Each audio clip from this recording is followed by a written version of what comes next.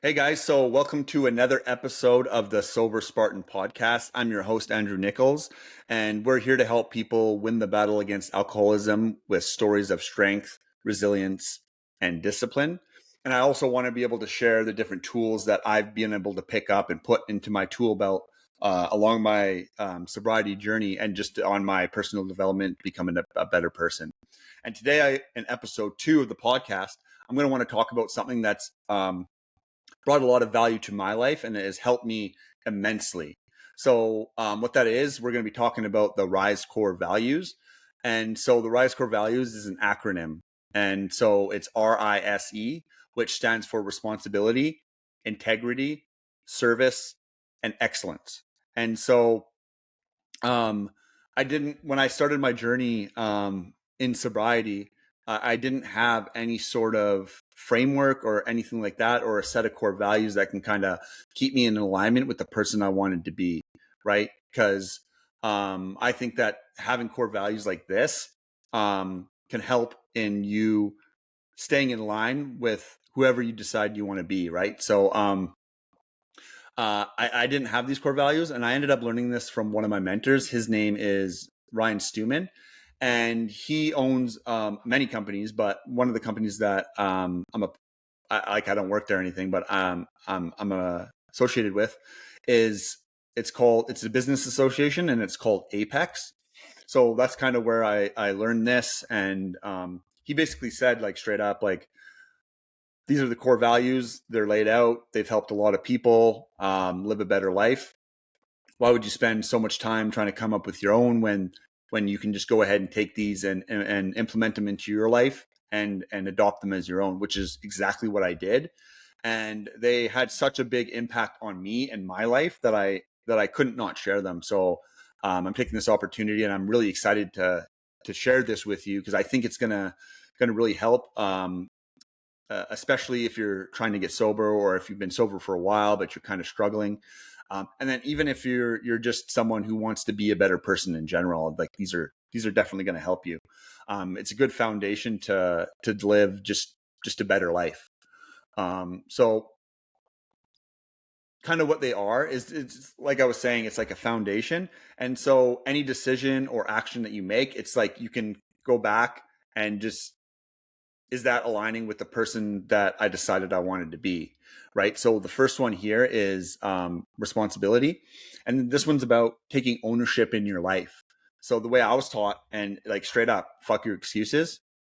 Stop making excuses. Because if you think about why we tend to make excuses, it's to justify not taking action on something that we said we were going to do, or to cast the blame to something else and not realize, like, hey, and take responsibility for it. Like, if you make a mistake, something like that, is you don't want to take the blame. So it's one of those reasons that typically that I find, and usually if I'm making excuses, it's to do one of those two things. So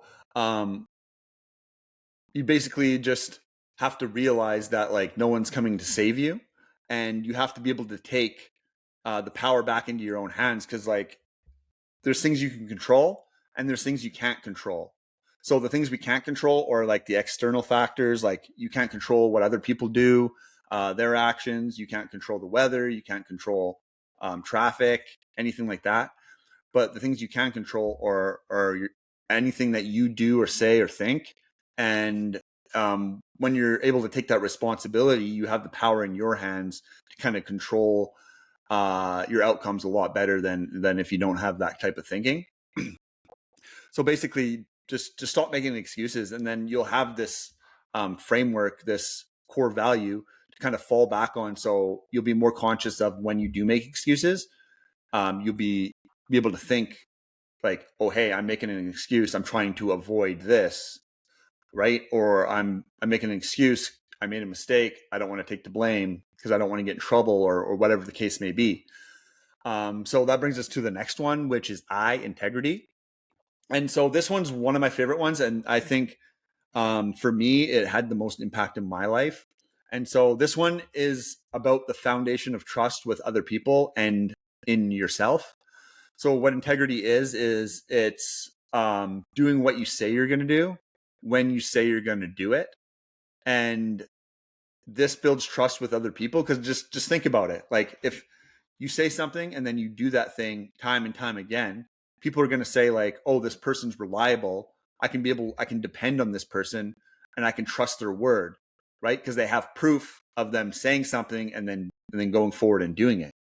And so that builds huge trust with other people, because I just look at all the people that I look up to and they say something and then they do it, and I can take their word to the bank, right? So that's huge. And then another one, and this was the biggest one for me, because I had a lack of confidence for a long time. And so part of building confidence is being able to keep the promises you make to yourself.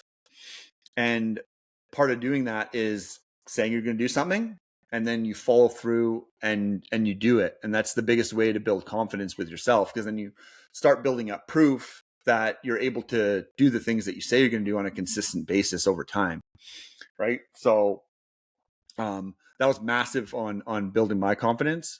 And then if you think about it too, if you build your confidence in that way, then whenever a challenge comes or something happens in your life and you need to have the confidence to be able to make shit happen, well, if you have a list of doing what you say you're going to do time and time again, you'll have the confidence to take a run at these challenges and know that you'll be able to do it with certainty, because you've been doing it over and over and over again, right? So that's integrity. And like I said, that's probably one of my favorite ones. And then this brings us to S, service. So what service is it's doing more than what is required without the expectation of that you're going to get anything in return. Okay. So this is going above and beyond the call of duty. And so I read a book. It's called The Power of One More by Ed Milet. And what he described in the book kind of like was a good way to explain what I think service is.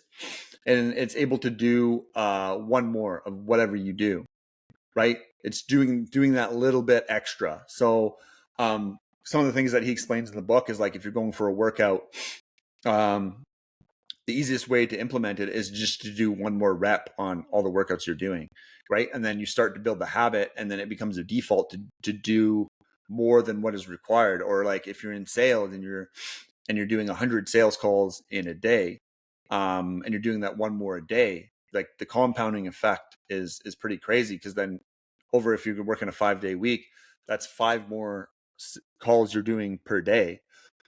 And then that's 20 over the month.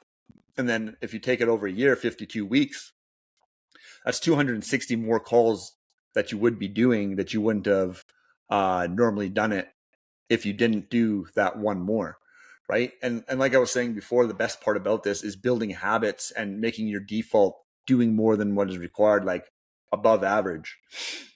And then like, I think the best way to go about it is to not expect anything in return. But again, if you think deeply on this, you're going to get a bunch of results from it, right? Because if you're going above and beyond the call of duty, and like say you're working just a normal job, your boss is going to notice the guy that does more than what's required if you're doing it consistently over time. And do you think he's going to give you the raise, or do you think he's going to give somebody else who's not quite doing that and they're just staying in what their job description is, right? You're going to get the opportunities to advance your career and stuff like that over that other person.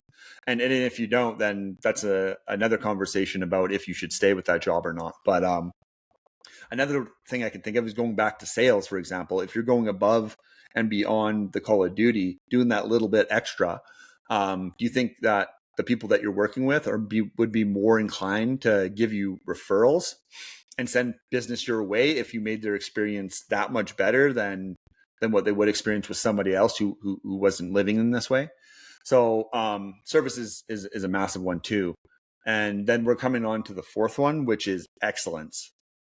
And so excellence, the best way that I know to describe it is how we do anything is how we do everything, right? So it's about paying close attention to every little detail and putting your full effort in, even on the seemingly small tasks, right? So a lot of the people that I follow that talk about living by excellence, one of the examples that I kind of heard was wiping down the counters if there's water around the counter. So whether it's at your own house, after you wash your hands, you wipe down the counters, or even if you're going to another business or like something like that, and you see water around the sink and you see it all, it's a mess. Take a minute or something and just quickly and just wipe down the sink, right? Because then it's like excellence. You're and again, and all these core values go together. But you're showing up and you're doing more than what's required. And again, it's all about building the habits of living this way, right? Because when you start to do little things like that, again, it's all compounding. It's like other people are seeing you doing this and like saying, "Oh, this guy's like legit." Maybe they'll ask about it, and then they'll be like, "Hey, maybe I'll implement it into my life too," right? Because then you're the example of what living a good life actually means. And so, even another example, like you see people leaving shopping carts all the time at like the local grocery store. And so, again, part of excellence is going over and grabbing that shopping cart and putting it back when no one else would. And again, it's service and all these core values, they go together. And then even like picking up trash, like you see trash in your neighborhood, something like that, make the extra effort and go and pick up that stuff, right? So those are the R.I.S.E core values, and I've really like seen so much value implementing them into my life.